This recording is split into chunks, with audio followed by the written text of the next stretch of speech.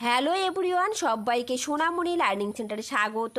আজ আমি নিয়ে এসেছি দ্বিতীয় পর্যায়ক্রমিক মূল্যায়ন 2025 ষষ্ঠ শ্রেণীর ইতিহাসের সাজেশন। এবারে তোমাদের পরীক্ষা হবে 50 নাম্বারে, তাই 50-এ 50 পেতে হলে এই সাজেশনটা অবশ্যই দেখতে হবে। এর আগে আমি পার্ট 1 দিয়েছিলাম, তোমরা যারা দেখোনি ভিডিও ডেসক্রিপশন বক্সে লিঙ্ক থাকবে, সেখান থেকে দেখে নিও। দেখো, এর আগের পার্টে রয়েছে সঠিক উত্তর নির্বাচন করো, শূন্যস্থান পূরণ করো, সত্য মিথ্যা নির্বাচন করো, ডান স্তম্ভ বাম স্তম্ভ মেলাও, বেমানান শব্দ খুঁজে বের করো। এই যে প্রশ্নগুলো দেখতে পাচ্ছ, এই প্রশ্নগুলো আমি পার্ট 1-এ করিয়েছি, তাই তোমরা যারা পার্ট 1 দেখোনি অবশ্যই পার্ট 1 দেখে পার্ট 2 করবে। আজ আমি এক কথায় উত্তর দাও 2 নম্বরের প্রশ্ন, 3 নম্বরের যে প্রশ্নগুলো তোমরা দেখতে পাচ্ছ এবং 5 নম্বরে যে প্রশ্নগুলো রয়েছে সেই প্রশ্নগুলো আমি বলে দেব কোন প্রশ্নগুলো বেশি করে পড়তে হবে সাজেশন হিসাবে। এই সাজেশনটা অবশ্যই পড়বে। তাহলে চলো শুরু করা যাক আজকের পর্বটি। এক কথায় উত্তর দাও। 1 নম্বর প্রশ্ন, আইহোল প্রশস্তি কে রচনা করেন? উত্তর হবে রবিকীর্তি। রবিকীর্তি আইহোল প্রশস্তি রচনা করেন। এই রবিকীর্তি কে ছিলেন? দ্বিতীয় পুলকেশীর সভাকবি ছিলেন রবিকীর্তি। পরের প্রশ্ন 2-এর দাগ, তৃতীয় বৌদ্ধ সঙ্গীতটি কোথায় অনুষ্ঠিত হয়? উত্তর পাটলিপুত্রে অনুষ্ঠিত হয়। পরের প্রশ্ন 3-এর দাগ, বোধিবৃক্ষ প্রকৃত পক্ষে কি গাছ? উত্তর পিপল গাছ। পিপল গাছ বোধিবৃক্ষ। পরের প্রশ্ন 4-এর দাগ, ইন্ডিকা গ্রন্থের রচয়িতাকে? উত্তর মেগাস্থেনিস ইন্ডিকা গ্রন্থের রচয়িতা। পরের প্রশ্ন 5-এর দাগ, কোন অনুষ্ঠানের মাধ্যমে বৈদিক যুগে শিক্ষা গ্রহণ পর্ব শেষ হতো? উত্তর সমাবর্তন অনুষ্ঠানের মাধ্যমে বৈদিক যুগে শিক্ষা গ্রহণ পর্ব শেষ হতো। উত্তর হবে সমাবর্তন। পরের প্রশ্ন 6-এর দাগ, ঋগ্বেদে কোন নদীর কথা বর্তমানে আর খুঁজে পাওয়া যায় না? উত্তর সরস্বতী নদীর কথা বর্তমানে আর খুঁজে পাওয়া যায় না। পরের প্রশ্ন 7-এর দাগ, কোন গুপ্ত সম্রাট হুন আক্রমণ প্রতিহত করেন? উত্তর গুপ্ত সম্রাট স্কন্দগুপ্ত হুন আক্রমণ প্রতিহত করেন। পরের প্রশ্ন 8-এর দাগ, কবে থেকে হর্ষাব্দ গণনা শুরু হয়? উত্তর 606 খ্রিস্টাব্দ থেকে হর্ষাব্দ গণনা শুরু হয়।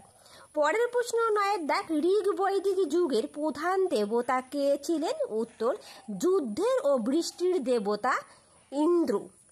ইন্দ্র কথাটা লিখিনি, দাঁড়াও। তাহলে কি বললাম? যুদ্ধের ও বৃষ্টির দেবতা ইন্দ্র। তোমরা প্রত্যেককেই লিখে নিবে খাতায়, প্রত্যেককেই নোট ডাউন করবে, এখান থেকে প্রচুর প্রশ্ন তোমরা কমন পেয়ে যাবে। পরের প্রশ্ন 10-এর দাগ, সকল উত্তর পথনাথ কাকে বলে? উত্তর হর্ষবর্ধনকে সকল উত্তর পথনাথ বলে। পরের প্রশ্ন 11-এর দাগ, আলেকজান্ডারের সেনাপতির নাম কি? উত্তর আলেকজান্ডারের সেনাপতি সেলুকাস। পরের প্রশ্ন 12-এর দাগ, এলাহাবাদ প্রশস্তি রচয়িতা কে? উত্তর এলাহাবাদ প্রশস্তি রচয়িতা হরিসেন। কে ছিলেন? হরিসেন ছিলেন এলাহাবাদ প্রশস্তির রচয়িতা। পরের প্রশ্ন 13-এর দাগ, কুষাণ সাম্রাজ্যের প্রতিষ্ঠাতা কে? উত্তর কুজুল কথফিসিস কুষাণ সাম্রাজ্যের প্রতিষ্ঠাতা। পরের প্রশ্ন 14-এর দাগ, বিদ শব্দের অর্থ কি? উত্তর বিদ শব্দের অর্থ জ্ঞান। পরের প্রশ্ন 15-এর দাগ, জৈন ধর্মানুসারে মোট কতজন তীর্থঙ্কর ছিলেন? উত্তর 24 জন তীর্থঙ্কর ছিলেন। 24তম তীর্থঙ্কর ছিলেন মহাবীর, 23তম তীর্থঙ্কর ছিলেন পার্শ্বনাথ, আর প্রথম তীর্থঙ্কর ছিলেন ঋষভনাথ। আমি প্রত্যেকটাই বলে দিলাম। পরের প্রশ্ন 16-এর দাগ, প্রথম বৌদ্ধ সংগীতের সভাপতি কে ছিলেন? কার আমলে হয়? উত্তর প্রথম বৌদ্ধ সংগীতের সভাপতি মহাকাশ্যপ ছিলেন। আর অজাতশত্রু শাসনকালে প্রথম বৌদ্ধ সংগীতি অনুষ্ঠান হয়। প্রথম বৌদ্ধ সংগীতি হয়েছিল কোথায়? রাজগৃহে হয়েছিল। পরের প্রশ্ন 16-এর দাগ, দ্বিতীয় বৌদ্ধ সংগীতি কোথায় কার আমলে হয়? উত্তর দ্বিতীয় বৌদ্ধ সংগীতি কালশোক বা কাকবর্ণের আমলে বৈশালীতে হয়েছিল। কোথায় হয়েছিল? বৈশালীতে হয়েছিল। পরের প্রশ্ন 17-এর দাগ, তৃতীয় বৌদ্ধ সংগীতি কবে কোথায় কার আমলে হয়? উত্তর তৃতীয় বৌদ্ধ সংগীতি সম্রাট অশোকের আমলে পাটলিপুত্রে সংগঠিত হয়। পরের প্রশ্ন 18, চতুর্থ বৌদ্ধ সঙ্গীতের সভাপতি কে ছিলেন? উত্তর, চতুর্থ বৌদ্ধ সঙ্গীতের সভাকবি বসুমিত্র ছিলেন। আর প্রথমটা কে ছিল? মহাকাশ্যপ। সম্রাট কনিষ্কের আমলে কাশ্মীরে অনুষ্ঠিত হয় চতুর্থ বৌদ্ধ সঙ্গীতি। এই যে প্রথম বৌদ্ধ সঙ্গীতি, দ্বিতীয় বৌদ্ধ সঙ্গীতি এবং তৃতীয় এবং চতুর্থ বৌদ্ধ সঙ্গীতি প্রত্যেকটাই কার আমলে হয়েছিল, কার শাসনকালে হয়েছিল এবং কোথায় হয়েছিল এবং সভাপতি কে ছিল? অবশ্যই এই প্রশ্নগুলো পড়বে, এখান থেকে তোমরা একটা প্রশ্ন কমন পেয়ে যাবে। পরের প্রশ্ন 19-এর দাগ, আটবিক কাদের বলা হয়? উত্তর, মৌর্য আমলে অরণ্যবাসীদের আটবিক বলে। পরের প্রশ্ন 20-এর দাগ, সংহিতা কথার অর্থ কি? উত্তর, সংহিতা কথার অর্থ সংকলন করা। পরের প্রশ্ন 21-এর দাগ, বৈদিক শিক্ষার দুটি প্রধান বিষয় কি ছিল? উত্তর, বৈদিক শিক্ষার দুটি প্রধান বিষয় ছিল ছন্দ ও ব্যাকরণ। পরের প্রশ্ন 22-এর দাগ, শুঙ্গদের দুইজন প্রধান শাসকের নাম কি? উত্তর, পুষ্যমিত্র এবং অগ্নিমিত্র। পরের প্রশ্ন 23, অর্থশাস্ত্র কে রচনা করেন? উত্তর হবে কৌটিল্য অর্থশাস্ত্র রচনা করেছিলেন। পরের প্রশ্ন 24-এর দাগ, সরকারি কাকে বলা হয়? উত্তর, দ্বিতীয় চন্দ্রগুপ্তকে সরকারি বলা হয়। পরের প্রশ্ন 25-এর দাগ, আইহোল প্রশস্তি কে রচনা করেন ও কোন রাজার প্রসঙ্গে রচিত? উত্তর, আইহোল প্রশস্তি রচনা করেন রবিকীর্তি দ্বিতীয় পুলকেশী রাজত্ব সম্পর্কে রচিত। পরের প্রশ্ন 26-এর দাগ, বৈদিক সমাজ কটি শ্রেণীতে বিভক্ত ও কি কি? উত্তর, দুটি শ্রেণীতে বিভক্ত, একটা আদি বৈদিক যুগ, একটা পরবর্তী বৈদিক যুগ। পরের প্রশ্ন 27-এর দাগ, বৌদ্ধদের প্রধান গ্রন্থের নাম কি? এটি কয় ভাগে বিভক্ত? উত্তর, বৌদ্ধ ধর্মের প্রধান গ্রন্থের নাম ত্রিপিটক। ত্রিপিটক 3 প্রকার, সূত্র পিটক, বিনয় পিটক, অভিধম্ম পিটক। এরই সাথে বলে রাখি, যদি তোমাদের ভিডিওটা ভালো লেগে থাকে প্লিজ একটা লাইক, শেয়ার অ্যান্ড কমেন্ট করবে, আর যারা নতুন সাবস্ক্রাইব করে পাশে থাকবে। আমি তোমাদের ভূগোলের সাজেশন দিয়েছি, অবশ্যই সেই সাজেশনটা দেখে নিও। ওটারও দুটো পার্ট রয়েছে, পার্ট 1 এবং পার্ট 2। ইতিহাসের আমি পার্ট 1 দিয়েছি, আজ আমি পার্ট 2 দিলাম। অবশ্যই তোমরা এই ভিডিওগুলো দেখবে। এরপর আমি পরিবেশের উপর নিয়ে আসবো। পরের প্রশ্ন 28-এর দাগ, গৌতম বুদ্ধ কবে কোথায় জন্মগ্রহণ করেন? উত্তর, গৌতম বুদ্ধ 566 খ্রিস্টপূর্বাব্দে নেপালের কপিলা বস্তুতে জন্মগ্রহণ করেন। পরের প্রশ্ন 29, বেদের অপর নাম কি? উত্তর, শ্রুতি। পরের প্রশ্ন 30, রামায়ণের রচয়িতাকে? উত্তর, বাল্মীকি রামায়ণের রচয়িতা। পরের প্রশ্ন 31, শ্বেতাম্বর গোষ্ঠীর নেতাকে? উত্তর, স্থূলভদ্র শ্বেতাম্বর গোষ্ঠীর নেতা। পরের প্রশ্ন 32, সত্যকামের গুরুকে? উত্তর, ঋষি গৌতম ছিল সত্যকামের গুরু। পরের প্রশ্ন 33, কনিষ্কের রাজধানীর নাম কি? উত্তর, পুরুষপুর কনিষ্কের রাজধানীর নাম। পরের প্রশ্ন 34, গৌতম বুদ্ধের পিতা ও মাতার নাম কি? উত্তর, গৌতম বুদ্ধের পিতার নাম শুদ্ধোধন, গৌতম বুদ্ধের মায়ের নাম রানী মায়া বা মায়াদেবী। পরের প্রশ্ন 35-এর দাগ, দক্ষিণ ভারতের একমাত্র মহাজন পদের নাম কি? উত্তর, দক্ষিণ ভারতের একমাত্র মহাজন পদ অশোক। পরের প্রশ্ন 36, বেদাঙ্গের সংখ্যা কয়টি? উত্তর, বেদাঙ্গের সংখ্যা 6টি। পরের প্রশ্ন 38, চন্দ্রগুপ্ত মৌর্যের রাজধানী কোথায়? উত্তর লিখবে পাটলিপুত্রে চন্দ্রগুপ্ত মৌর্যের রাজধানী। পরের প্রশ্ন 39, মেগালিথ কি? বড় পাথরের সমাধিকে মেগালিথ বলে। পরের প্রশ্ন 40, কোন সময়কালকে আদি বৈদিক যুগ হিসাবে ধরা হয়? উত্তর, 1500 থেকে 1000 খ্রিস্টপূর্বাব্দ সময়কে আদি বৈদিক যুগ হিসাবে ধরা হয়। পরের প্রশ্ন 41, মগধের প্রথম রাজধানী কোথায় ছিল? উত্তর, মগধের প্রথম রাজধানী ছিল রাজগৃহে। পরের প্রশ্ন 42, লিচ্ছবি কাদের বলে? উত্তর, দক্ষিণ ভারতের প্রাচীন রাজবংশকে লিচ্ছবি বলে। পরের প্রশ্ন 43, আটবি কথার অর্থ কি? উত্তর, অটবি কথার অর্থ বন। সরি, এটা অটবি, হ্যাঁ, অটবি কথার অর্থ বন। পরের প্রশ্ন 44, শেষ নন্দ রাজা কে ছিলেন? উত্তর, শেষ নন্দ রাজা ছিলেন ধননন্দ। পরের প্রশ্ন 45, গৌতম বুদ্ধের প্রথম নাম কি ছিল? উত্তর, গৌতম বুদ্ধের প্রথম নাম সিদ্ধার্থ। পরের প্রশ্ন 46, আবেস্তার শ্রেষ্ঠ দেবতা কে? উত্তর, আহুর মজদা আবেস্তার শ্রেষ্ঠ দেবতা। পরের প্রশ্ন 47, ইনামগাঁও কোন নদীর তীরে অবস্থিত? উত্তর, গোট নদীর ডান তীরে ইনামগাঁও অবস্থিত। পরের প্রশ্ন 48, বজ্জীদের রাজধানী কোথায়? উত্তর, বজ্জীদের রাজধানী বরিশালেতে। পরের প্রশ্ন 49, ভীম কোচটিসেস কি উপাধি নিয়েছিলেন?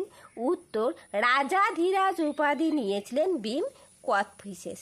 পরের প্রশ্ন 50-এর দাগ, জুনাগড় লিপি থেকে কোন রাজার কাহিনী জানা যায়? উত্তর, শক রাজা রুদ্র দমনের কাহিনী জানা যায়। পরের প্রশ্ন 51, গুপ্ত আমলে প্রদেশের শাসনভার কার হাতে থাকতো? উত্তর, গুপ্ত রাজপুত্রদের হাতে থাকতো। অবশ্যই এই প্রশ্নগুলো নোট ডাউন করবে, তার কারণ তোমাদের এবার 50 নম্বরের পরীক্ষা হবে, যার জন্য একটু বেশি পড়তে হবে। পরের প্রশ্ন 52 দাগ, জৈন ধর্মের ত্রিরত্ন কি? উত্তর, জৈন ধর্মের ত্রিরত্ন সৎ বিশ্বাস, সৎ জ্ঞান এবং সৎ আচরণ।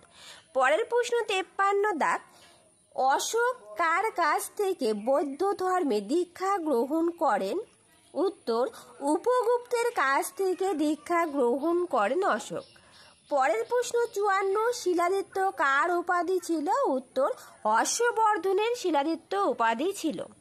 পরের প্রশ্ন 55, ষোড়শ মহাজনপদের অন্তর্গত দুটি প্রজাতান্ত্রিক রাজ্যের নাম লেখো। উত্তর, ব্রিজি ও মল্ল দুটি প্রজাতান্ত্রিক রাজ্যের নাম। পরের প্রশ্ন 56, প্রাচীন ভারতের রাজারা যেসব যজ্ঞ করতেন তার মধ্যে দুটি যজ্ঞের নাম লেখো। উত্তর, রাজসূয় ও অশ্বমেধ যজ্ঞ।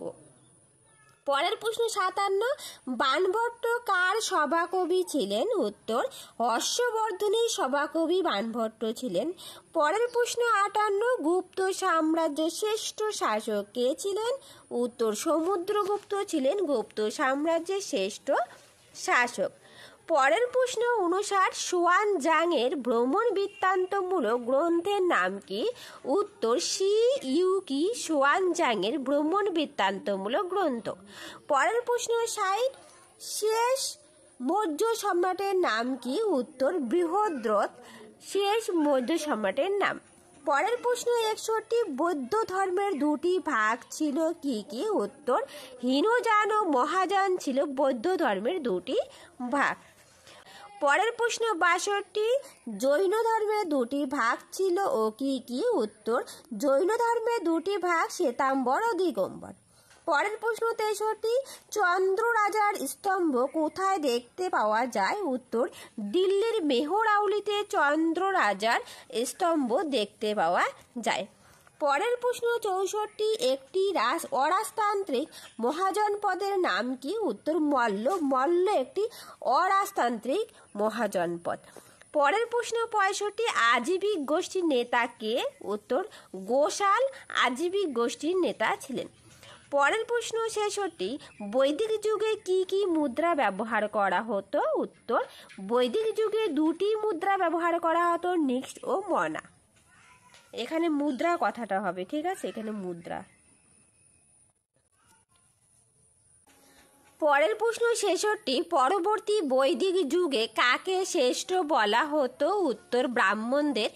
পরের প্রশ্ন 67, বৈদিক যুগে বর্ণাশ্রম প্রথা কি? উত্তর, বৈদিক যুগে বর্ণাশ্রম বলতে বর্ণ শব্দের ব্যবহার হতো, এটি ছিল একটি পেশা, অর্থাৎ ব্রাহ্মণ, বৈশ্য, ক্ষত্রিয় এবং শূদ্র। ব্রাহ্মণরা সবার উপরে ছিল, তারপর ছিল ক্ষত্রিয়, তারপর ছিল হচ্ছে বৈশ্য, তারপর শূদ্র। এই শূদ্ররা কি করতো? উপরে 3 বর্ণের সেবা করত। এগুলো একটু মনে রাখবে। পরের প্রশ্ন 68, বৌদ্ধ ধর্মের ত্রিরত্ন কি? উত্তর, বৌদ্ধ ধর্মের ত্রিরত্ন বুদ্ধ, ধম্ম ও সংঘ। পরের প্রশ্ন 69, চিত্রিত ধূসর মাটির পাত্রের দুটি বৈশিষ্ট্য কি? উত্তর, চিত্রিত ধূসর মাটির পাত্র দেখতে ধূসর রঙের, এতে সূক্ষ্ম চিত্র আঁকা থাকে, এগুলো মসৃণ ও উন্নত মানের মৃৎপাত্র। পরের প্রশ্ন 70-এর দাগ, আদি বৈদিক যুগে কোন প্রতিষ্ঠানে নারীরা অংশগ্রহণ করতে পারত? উত্তর হবে সভা সমিতিতে নারীরা অংশগ্রহণ করতে পারত। পরের প্রশ্ন 71, মৌর্য বংশের প্রতিষ্ঠাতা কে ছিলেন? উত্তর, চন্দ্রগুপ্ত মৌর্য ছিল মৌর্য বংশের প্রতিষ্ঠাতা। পরের প্রশ্ন 72, ঋগ্বেদে কোন নদীর অস্তিত্ব বর্তমানে নেই? উত্তর, সরস্বতী নদীর অস্তিত্ব বর্তমানে নেই। পরের প্রশ্ন 73 অর্থাৎ 73, আর্যদের আদিবাস ভূমি কোথায়? উত্তর, মধ্য এশিয়ায়। পরের প্রশ্ন 74, বোধি শব্দের অর্থ কি? উত্তর, বোধি শব্দের অর্থ জ্ঞান বা উপলব্ধি। পরের প্রশ্ন 75, তীর্থঙ্কর কাদের বলে? উত্তর, জৈন ধর্মের গুরু বা প্রচারকে তীর্থঙ্কর বলে। পরের প্রশ্ন 76, আর্য সত্য কি? উত্তর, বুদ্ধের চতুরী সত্য, যা জীবন ও দুঃখ থেকে মুক্তির উপায় ব্যাখ্যা করে, এগুলোকে আর্য সত্য বলে। পরের প্রশ্ন, জাতক কি? বুদ্ধের পূর্ব জন্মের কাহিনী হলো জাতক। ভেরি ভেরি ইম্পর্টেন্ট, পরীক্ষায় আসবে। পরের প্রশ্ন 78, মহাকাব্য কোন সাহিত্যের অংশ? উত্তর, পরবর্তী বৈদিক সাহিত্যের অংশ। এখানকার প্রত্যেকটা প্রশ্ন খুবই ইম্পর্টেন্ট, তোমাদের আবারও বললাম, তোমরা যারা নতুন প্লিজ চ্যানেলটা সাবস্ক্রাইব করবে, আর যদি ভিডিওটা ভালো লেগে থাকে প্লিজ একটা লাইক, শেয়ার অ্যান্ড সাবস্ক্রাইব করবে। পরের প্রশ্ন 79, দেবতারা কাকে প্রথম রাজা মানতেন? উত্তর, ইন্দ্রকে প্রথম রাজা মানতেন। পরের প্রশ্ন 80, কত খ্রিস্টপূর্বাব্দে বুদ্ধদেবের মৃত্যু হয়? উত্তর, 486 খ্রিস্টপূর্বাব্দে বুদ্ধদেবের মৃত্যু হয়। কোথায় মৃত্যু হয়েছিল? উত্তরপ্রদেশের গোরখপুর জেলার কুশীনগরে মৃত্যু হয়েছিল। পরের প্রশ্ন 81, শেষ জৈন তীর্থঙ্কর কে ছিলেন? উত্তর, মহাবীর। পরের প্রশ্ন 82, গৌতম বুদ্ধ কোথায় দেহত্যাগ করেন? উত্তর, কুশীনগরে, একটু আগে বললাম। পরের প্রশ্ন 83, পঞ্চ মহাব্রত কে প্রবর্তন করেন? উত্তর, মহাবীর। পরের প্রশ্ন 84, জৈনদের প্রধান ধর্মগ্রন্থের নাম কি? উত্তর, দ্বাদশ অঙ্গ। পরের প্রশ্ন 85, জৈন ধর্মের প্রথম তীর্থঙ্কর কে ছিলেন? উত্তর, ঋষভনাথ। পরের প্রশ্ন 86, বৌদ্ধ ধর্মের প্রধান লক্ষ্য কি? উত্তর হবে নির্বাণ লাভ, বৌদ্ধ ধর্মের প্রধান লক্ষ্য। পরের প্রশ্ন, মহাপরিনির্বাণ কি? উত্তর, বুদ্ধের দেহত্যাগকে মহাপরিনির্বাণ লাভ বলে। পরের প্রশ্ন 88, কত বছরের বয়সে সিদ্ধার্থ সংসার ত্যাগ করেন? উত্তর, 29 বছর বয়সে সংসার ত্যাগ করেন। পরের প্রশ্ন 89, মগধকে ঘিরে প্রথম যে সাম্রাজ্য গড়ে ওঠে তা হলো মৌর্য সাম্রাজ্য। মগধকে ঘিরে মৌর্য সাম্রাজ্য গড়ে ওঠে। পরের প্রশ্ন 90-এর দাগ, ভারতীয় উপমহাদেশে সোনার মুদ্রা চালু করেন কে? উত্তর, ভীম কোচটিসেস। ভীম কোচটিসেস সোনার মুদ্রা চালু করেন। পরের প্রশ্ন 91, এলাহাবাদ প্রশস্তি কে রচনা করেন? উত্তর, হরি সেন এলাহাবাদ প্রশস্তি রচনা করেন। পরের প্রশ্ন 92, কুতুব মিনারের কাছে লৌহ স্তম্ভটি প্রতিষ্ঠা করেন কে? দ্বিতীয় চন্দ্রগুপ্ত। পরের প্রশ্ন 93, কোন পর্বত পেরিয়ে আলেকজান্ডার ভারতে এসেছিলেন? উত্তর, হিন্দুকুশ পর্বত। পরের প্রশ্ন 94, দেবনাং প্রিয় প্রিয়দর্শী উপাধি নিয়েছিলেন সম্রাট অশোক। পরের প্রশ্ন 95, কুষাণ বংশের শ্রেষ্ঠ রাজাকে? উত্তর, কনিষ্ক। পরের প্রশ্ন 96, সাতবাহন বংশের শ্রেষ্ঠ রাজাকে? উত্তর, গৌতমী পুত্র সাতকর্ণী সাতবাহন বংশের শ্রেষ্ঠ রাজা। পরের প্রশ্ন 97, ভারতের নেপোলিয়ন কাকে বলা হয়? উত্তর, সমুদ্রগুপ্তকে ভারতের নেপোলিয়ন বলা হয়। পরের প্রশ্ন 98, ভারতের রক্ষাকারী বলা হয় কোন সম্রাটকে? উত্তর হবে স্কন্দগুপ্তকে। পরের প্রশ্ন, বলি কি? মৌর্য আমলে প্রচলিত এক ধরনের ভূমি রাজস্ব হলো বলি, অর্থাৎ বলি হলো এক ধরনের কর।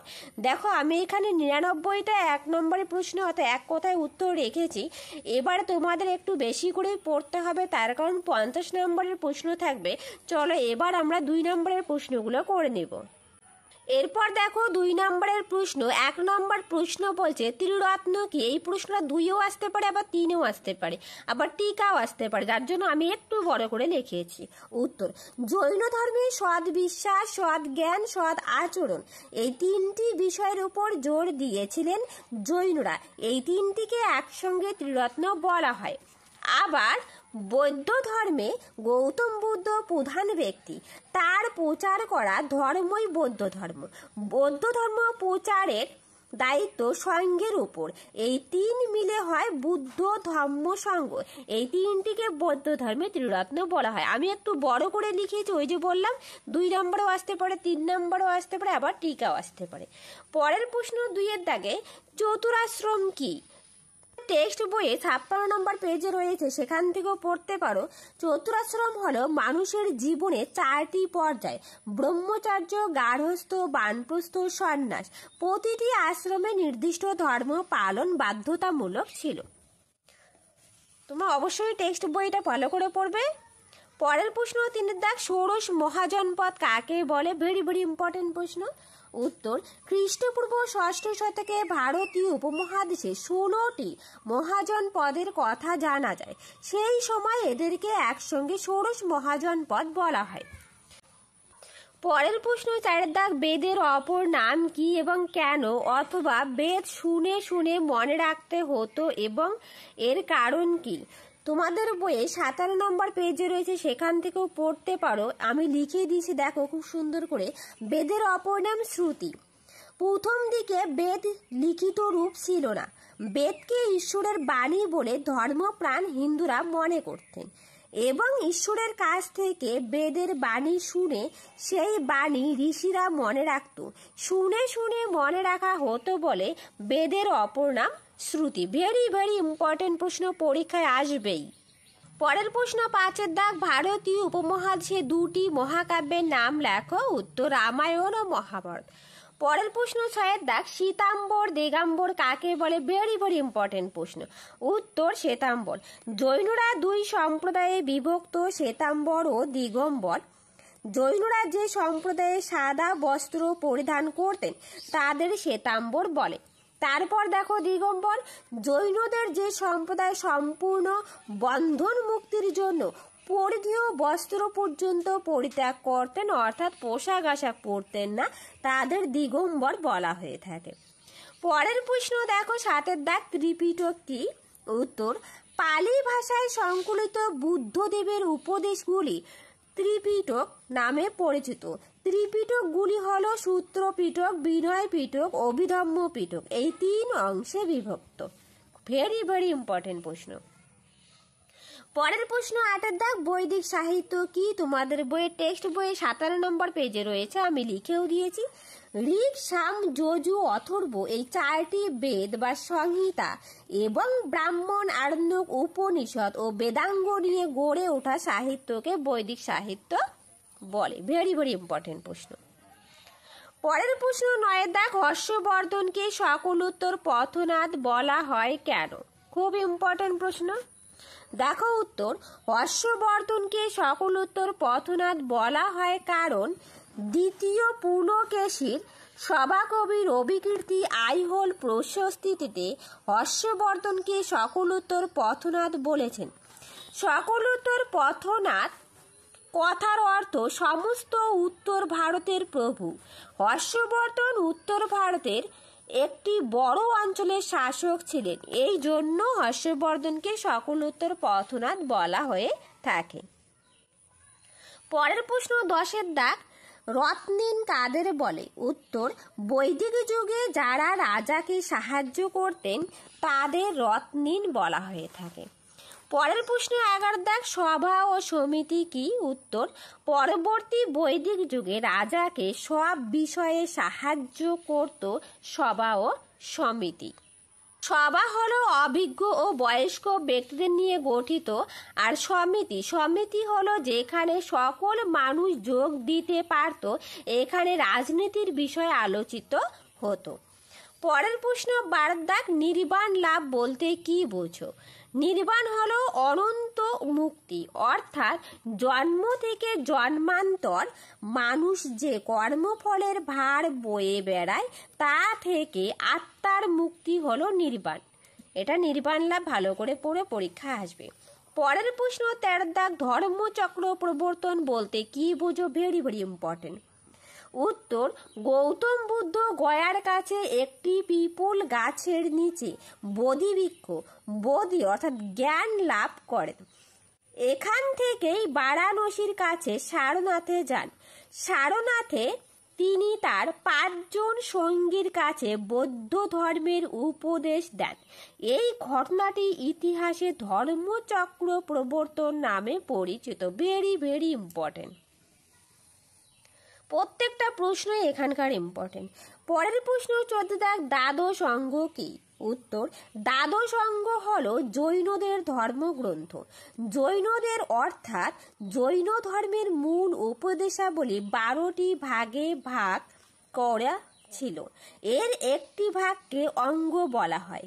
সংখ্যায় 12টির জন্য এদের একসঙ্গে দ্বাদশ অঙ্গ বলে।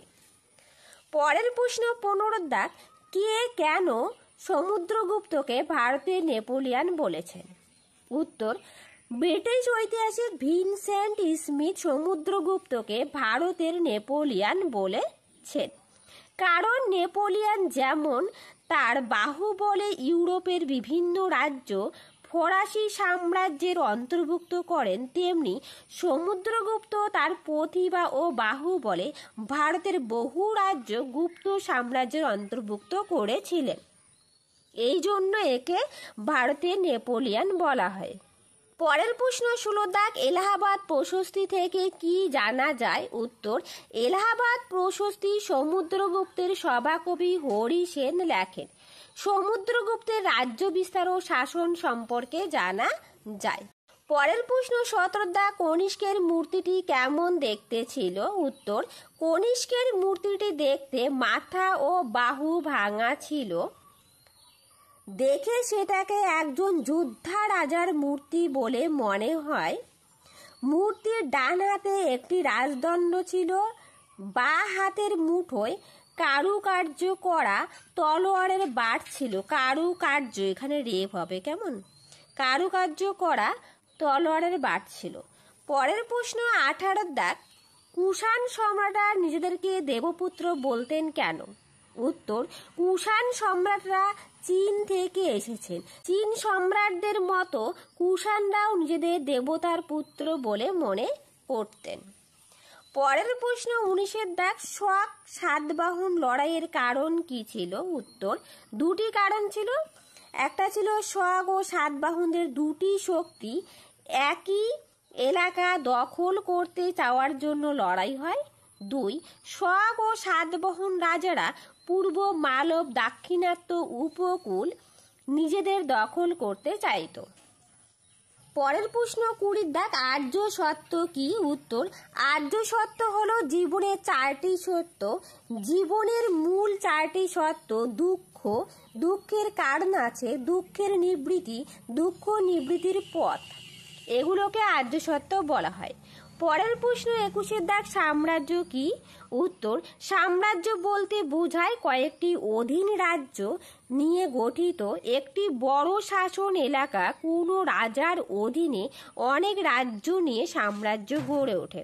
দেখো লেখাগুলো একটু হয়তো তোমাদের বুঝতে অসুবিধা হবে, তো আমি যেভাবে বলবো সেই কথাগুলো তো তোমরা একটু ভালো করে কান দিবে, কেমন? তাহলে বুঝতে সুবিধা হবে। এরপর দেখো 3 নম্বরের প্রশ্ন, 1, চতুরাশ্রম সম্পর্কে যা জানো লেখো। উত্তর, আশ্রম কথার অর্থ জীবনের বিভিন্ন অবস্থা। পরবর্তী বৈদিক যুগে উচ্চ বর্ণ আর্যদের 4টি আশ্রম গড়ে ওঠে, এগুলোকে চতুরাশ্রম বলে। এগুলো হলো ব্রহ্মচার্য বা বাল্যকাল ও কৈশোরের গুরুগৃহে ব্রহ্মচার্য পালন ও বিদ্যাচর্চা করা। দ্বিতীয় হলো গার্হস্থ, যা যৌবনের গুরুগৃহে থেকে প্রত্যাবর্তনের পর সংসার জীবন যাপন করা। তৃতীয় বানপ্রস্থ, সংসার জীবন ত্যাগ করে বনবাস যাপন করা। চতুর্থ আশ্রম ছিল সন্ন্যাস, যা সব কিছু ত্যাগ করে সন্ন্যাস জীবন যাপন করা। পরের প্রশ্ন 2 দাগ, পঞ্চ মহাব্রত বলতে কি বুঝো? চতুর্জাম ব্রত কি? তোমাদের এটা 3 নম্বরও আসতে পারে, 5 নম্বরে আসতে পারে, ভেরি ভেরি ইম্পর্টেন্ট প্রশ্ন। উত্তর, মহাবীরের পূর্ববর্তী তীর্থঙ্কর পার্শ্বনাথ প্রচারিত চতুর্জাম নীতি। পার্শ্বনাথ প্রচারিত 4টি নীতি হলো অহিংসা, মিথ্যা কথা না বলা, চুরি না করা, পরদ্রব্য গ্রহণ না করা। এগুলি চতুর্জাম নামে পরিচিত। মহাবীর এর সাথে আরও একটি নীতি ব্রহ্মচর্য যোগ করেন। এই পাঁচটি পঞ্চমহাব্রত নামে পরিচিত। তোমাদের টেক্সট বইও রয়েছে, তোমরা সেখান থেকেও পড়তে পারো। ভেরি ভেরি ইম্পর্টেন্ট প্রশ্ন। এছাড়া তোমরা পড়বে বৈদিক সমাজে 4টি ভাগ কেন হয়েছিল বলে তোমার মনে হয়।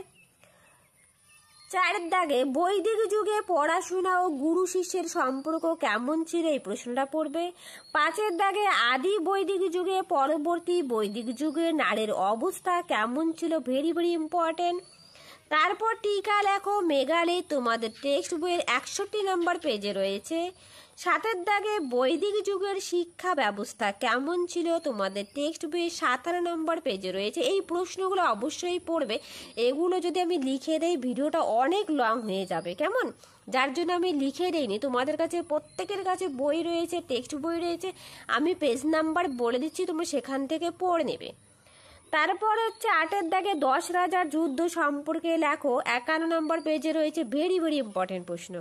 তারপর 9 নম্বর প্রশ্ন, বৌদ্ধদের উন্নতির নিয়মগুলি লেখো, 68 নম্বর পেজে রয়েছে তোমাদের টেক্সট বই, সেখান থেকে পড়ে নেবে। পরের প্রশ্ন 10 দাগ, চন্দ্রগুপ্ত মৌর্য বিখ্যাত কেন ছিল, ভেরি ভেরি ইম্পর্টেন্ট প্রশ্ন, সেখান থেকে পড়ে নেবে।